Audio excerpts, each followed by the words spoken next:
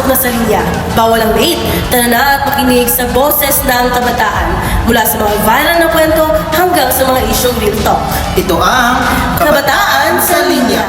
Isang podcast kung saan sentro ng usapan ang kabataan, mga karanasan, pananaw at tanong ng isang henerasyong lumalaki sa mundo ng teknolohiya at pagbabago.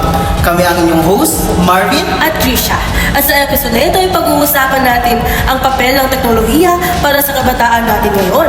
At ano nga ba ang epekto nito? Kasama natin ang tatlong education student na may kanya-kanyang kwento at pinanggalingan upang magbahagi ng kanilang karanasan sa paggamit ng teknolohiya. Kung handa ka na sa kwentuhang may laman, may katotohanan, just sit back and relax at makinig sa mga boses ng kabataang nasa linya ng teknolohiya at edukasyon. Tara at simulan na natin ang kwentuhan.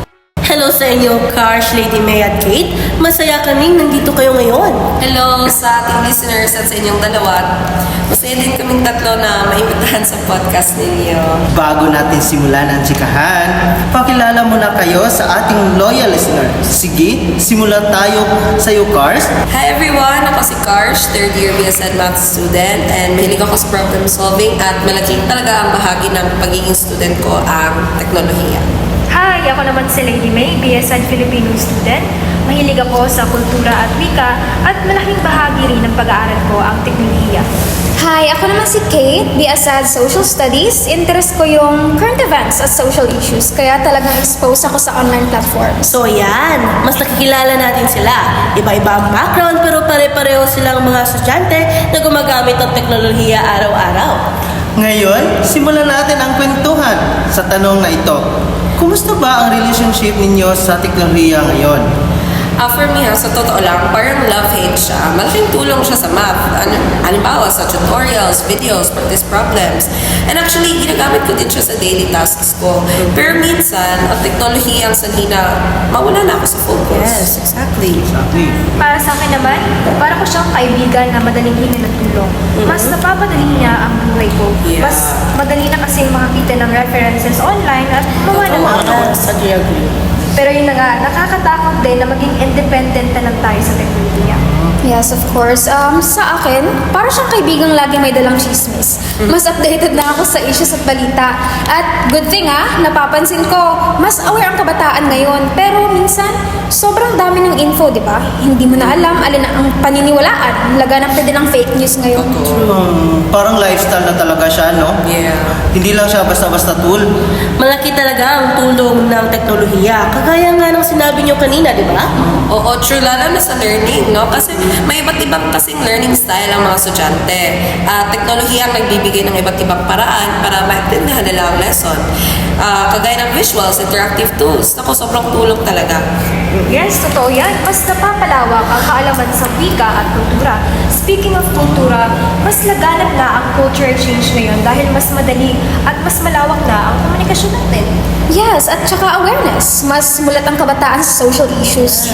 Nakikita nila yung iba't ibang perspectives, di ba? Kaya nahahasa ang critical thinking nila. Nagbibigay din talaga ng access, bosses, at pati oportunidad sa teknolohiya, no? Pero yun nga, maliban sa naitutulong nito, may downside pa rin ang teknolohiya. Kaya kayo ba, ano nga ang sa inyo doon? Correct. Sa akin distraction talaga, kagaya ng sinabi namin kanina. Di mo na mamalaya, no? Isang oras ka na pala nagsuscroll. Pagbalik sa ginagawa mo, wala na, nawawala na yung focus mo. Yun na nga, madalas nagiging dependent na ang mga tao sa internet. Lalo-lalo na mga kabataan ngayon. Halos bawat kilo sinesearch na, Totoo. nakakapagbababa rin ito ng critical thinking skills. Kasi lahat na lang inaasa sa teknolohiya. Yes, kung pinapalawak nito ang komunikasyon, kasabay din ito ang paglaganap ng fake news at pati scamming. Yes. Mas madali namang scam ngayon, di ba? Dahil sa pag-advance ng teknolohiya. Dagdag ko lang din ang pagbaba ng self-esteem ng mga kabataan. Marami kasi sa kanila ngayon na, alam mo yun, ginagawang standards kung ano nang nakikita nila online na umaabot na sa point na kinukumpara na nila sarili nila. And of course, nakaka-apekto yun sa kanilang confidence at mental health. Which is concerning talaga siya, no? Lalo na sa mga kabataan na hinuhubog pa ang kanilang identidad. Exactly, pero di natin sinasabi na masama ang paggamit ng teknolohiya, ha? Pero dapat aware tayo sa mga epekto nito. At least para matutunan natin na gamitin ito in a positive way. So, para sa inyo, Paano ba natin babalansin ang paggamit ng teknolohiya sa araw-araw? Para sa akin, intentional use talaga. Hindi lahat ng free time dapat online. Gamitin na lang ito sa tamang oras at huwag abusuhin para hindi tayo mawala sa focus. At dagdag ko lang, huwag sana natin ikumpara ang sarili natin sa nakikita natin online kasi may buhay naman tayo sa labas ng social media. Tama yan. Ako naman, huwag nating hayaan na kontrolin tayo ng teknolohiya. Gamitin natin ito at huwag maging dependent dito. Gamitin natin ito bilang tulong o gabay, hindi bilang tagagawa ng mga tungkulin. Yes, at para sa akin, critical thinking ang pinakamahalaga. Yes. Hindi lahat ng content online ay reliable o totoo, di ba? Kaya kailangan ding marunong tayo mag-check ng sources, mag-question, at maging mapanuri. Kung di natin ito gagawin, madali tayo ma-mislead at nakaka-apekto rin sa perception natin sa mundo. Simple lang pakinggan, no?